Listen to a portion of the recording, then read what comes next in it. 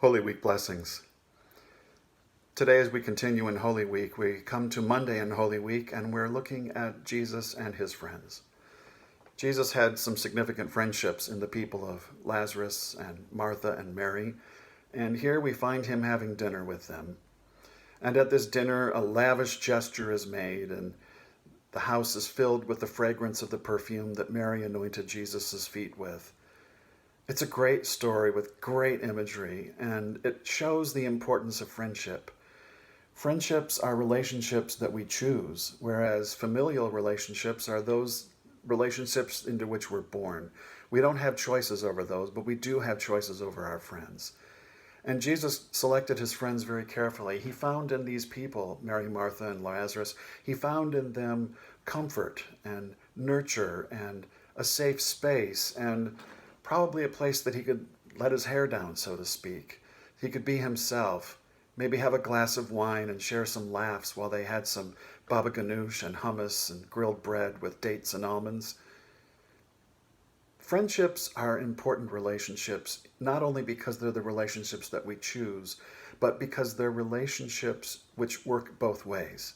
They're, good friendships are mutual streets. They're two-way streets. They're mutual relationships. They're interdependent. Both people need the other. Friendships have a lot of give and take in them.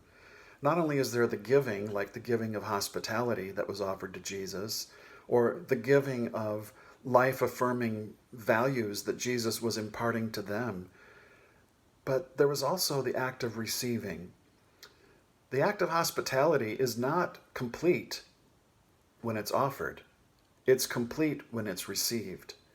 And here we see Jesus receiving the hospitality of his dear friends. He's welcomed into their home. He's made to feel like he's part of their family, and he's made to feel like he can relax and be himself.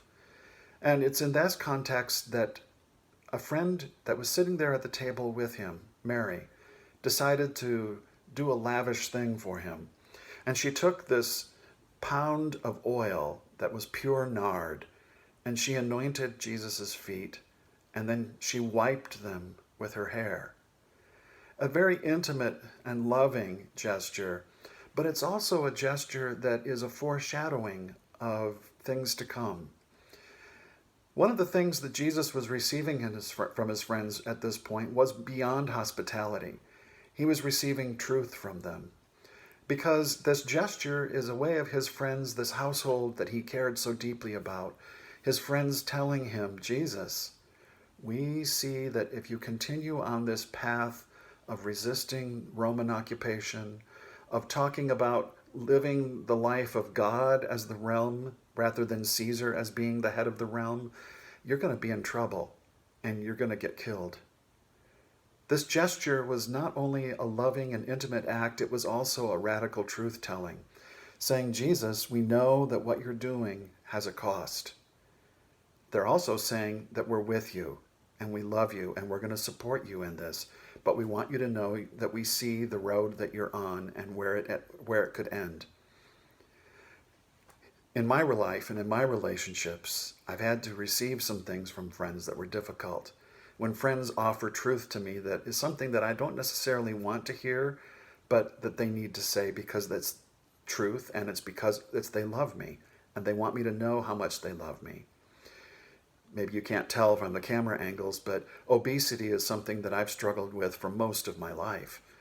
And from time to time, when it gets out of control, I've actually had friends come to me in love, and they've said, we're concerned about you. And that's a truth that I need to receive. Not only the truth that they love me and they're concerned about me, but the truth that I am overweight and that I need to be careful.